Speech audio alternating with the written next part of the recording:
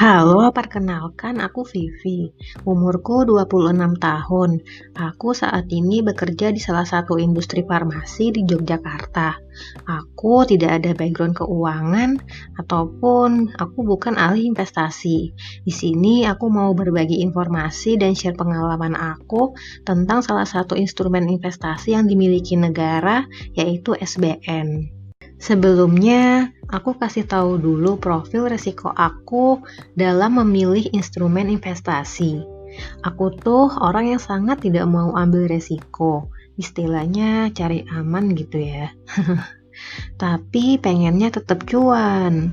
Emang ada ya investasi yang nggak ada resiko loss, tapi tetap dapat untung terus? Mungkin banyak dari kamu yang akan menjawab investasi emas aja atau deposito bank.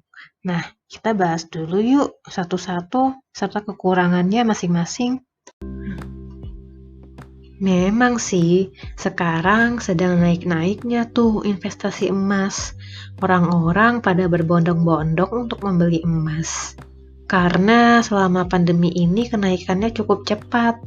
Tapi normalnya, karena emas adalah barang komoditi, butuh waktu yang lama untuk menunggu sampai benar-benar harganya naik. Oh ya, baru beberapa hari yang lalu kabarnya emas udah turun loh. Ternyata investasi emas belum tentu naik terus ya. Terus kamu juga jangan lupa, harga jual dan harga beli emas itu berbeda. Harga jualnya tentu lebih rendah dari harga beli. Jadi, nggak tahu nih kapan pastinya bisa menikmati cuan. Alternatif lain ada deposito bank. Pasti lebih untung dari bunga tabungan. Terus bisa diambil dalam jangka waktu yang tidak terlalu lama juga, mulai dari 1 bulan. Tapi yakin tetap cuan. Bunga yang paling besar saat ini sekitar 5%. Belum dipotong pajak 20%. Cuannya dikit dong.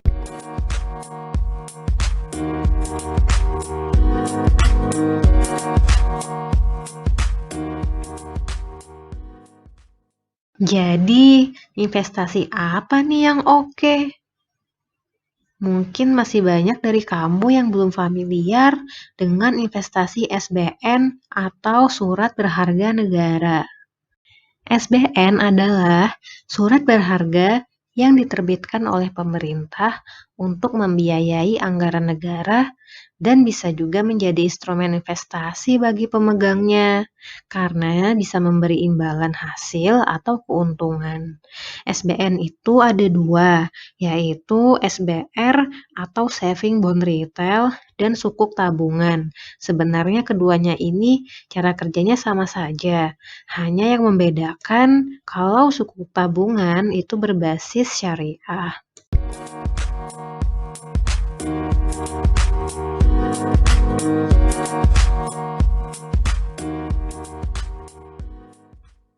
Nah, karena aku tipe investor dengan profil resikonya rendah, maka penting banget buat aku untuk tahu di awal resiko apa aja sih yang harus aku hadapin ketika investasi di suatu instrumen investasi.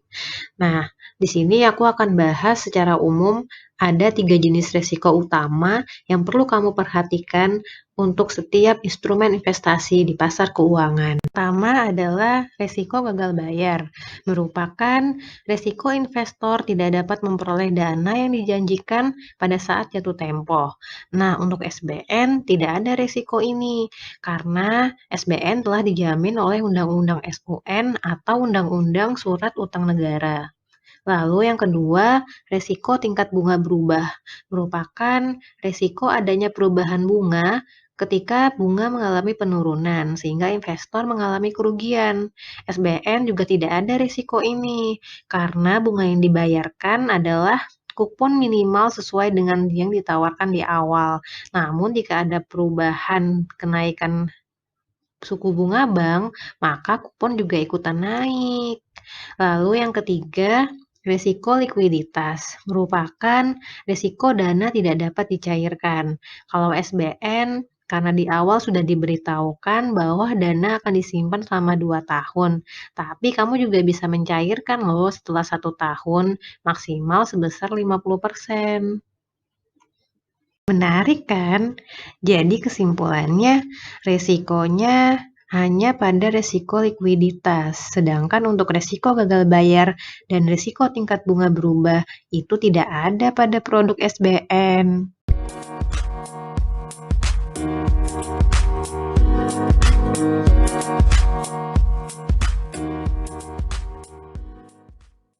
Nah, sekarang aku mau bahas mengenai produk SBN itu sendiri. Pertama, mengenai kupon atau imbal hasil.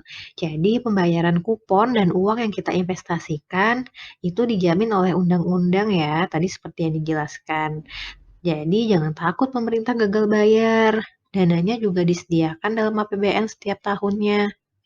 Terus, kupon yang ditawarkan lebih tinggi dibandingkan dengan rata-rata tingkat bunga deposito bank. Kalau pengalaman aku waktu invest SBN, dulu kuponnya mencapai 8 persenan. Wow, gede banget kan? Terus untuk SBR yang baru-baru ini, terakhir kuponnya sebesar 6,3%. Emang sih lebih rendah dibandingkan dengan kupon SBN sebelumnya, tapi bunganya tetap lebih tinggi loh daripada bunga deposito bank. Nah, besaran kupon yang ditawarkan sendiri merupakan kupon minimal dan bersifat floating. Artinya, jika ada kenaikan suku bunga acuan, maka kupon kita juga ikutan naik. Tapi jika ada penurunan, itu tidak ikutan turun karena diberlakukan sistem kupon minimal. Jadi intinya kalau untung kita ngikutin, kalau turun kita nggak ikut turun deh. Enak kan? Terus kupon dibayar setiap bulan pada tanggal 10. Jadi nggak perlu nunggu sampai jatuh tempo dulu baru bisa menikmati cuan. Keuntungannya bisa langsung kamu pakai atau ditabung biar kelihatan hasilnya. Nah, untuk jatuh temponya sendiri, tadi seperti yang dijelaskan pada part resiko, jatuh temponya itu selama 2 tahun, tapi kamu bisa kok mencairkan setelah 1 tahun sebesar maksimal 50%. Tapi nggak kerasa kok 2 tahun itu, jadi mending tetap dikit terus ya, biar cuannya juga maksimal. Karena untuk pembukaan SBN sendiri tidak ada tanggal pastinya, bisa buka, bisa enggak, jadi manfaatkan banget kesempatan itu. Terus untuk cara transaksi, mudah banget alias anti ribet-ribet klub. Kamu tinggal download salah satu aplikasi vintage seperti Tanam Duit, Bareksa.com, Investri, dan lain-lain. Terus kamu daftar di akun aplikasinya itu, lakukan pembelian SBN, kemudian bayar deh. Bayarnya aja bisa via M-Banking atau ATM. Nggak perlu ribet kan ke bank. Terus yang paling penting yang terakhir adalah kamu telah berkontribusi untuk negara. Cukup dengan menginvestasikan ke negara hanya dengan minimal 1 juta saja, peran kamu sangat berarti loh untuk pembangunan negara. Uang dari kamu akan digunakan untuk pemenuhan APBN. Sedih kan kalau uang investasi terus berasal dari investor asing. Kita juga bisa kok sama-sama berkontribusi untuk pembangunan negara meskipun tidak besar. Tapi yang namanya kecil lama-lama menjadi bukit kan?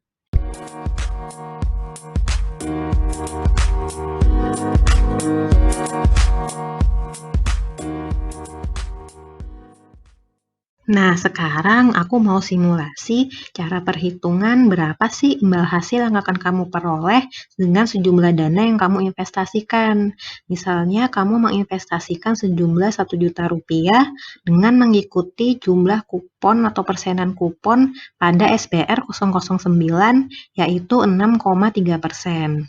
Tapi kupon ini juga berubah-ubah loh. Jadi tidak fix 6,3%. Bisa akan naik, bisa akan turun untuk pembukaan SPN selanjutnya. Nah, misalnya kita gunakan simulasi 6,3% ya. Jadi untuk per tahunnya kamu akan mendapatkan 63.000, yaitu hasil perkalian dari 1 juta dikali 6,3%. Itu untuk 1 tahun. Karena bunga yang dibayarkan atau imbal hasil yang dibayarkan itu per bulan, jadi dibagi 12. 63.000 dibagi 12 sama dengan 5.250. Nah, itu kupon yang kamu dapatkan per bulan. Terus karena ada pajak sebesar 15% dari kupon tersebut, maka dikurangin. Jadi, imbal hasil yang akan ditransfer ke kamu per bulan setelah dikurangi pajak yaitu adalah 4.463. Tapi jangan sedih, pajak 15% itu masih lebih rendah loh daripada pajak deposito bank yaitu sebesar 20%. Nah, selanjutnya kamu bisa kalikan sendiri karena uang yang kamu simpan itu selama 2 tahun yaitu 24 bulan, jadi dikalikan aja. Imbal hasil per bulan yaitu 4.400 dikali 24 bulan. Itu adalah uang hasil investasi kamu selama 2 tahun.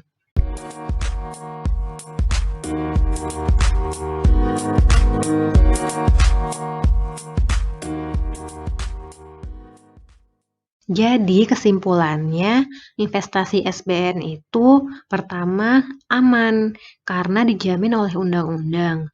Kedua menguntungkan karena imbal hasilnya tidak turun.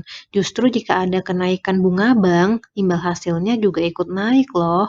Ketiga, mudah dilakukan karena bisa melalui aplikasi keuangan tanpa perlu ke bank. Terus yang keempat adalah terjangkau karena mulai dari Rp1.000.000 kamu sudah bisa menjadi investor.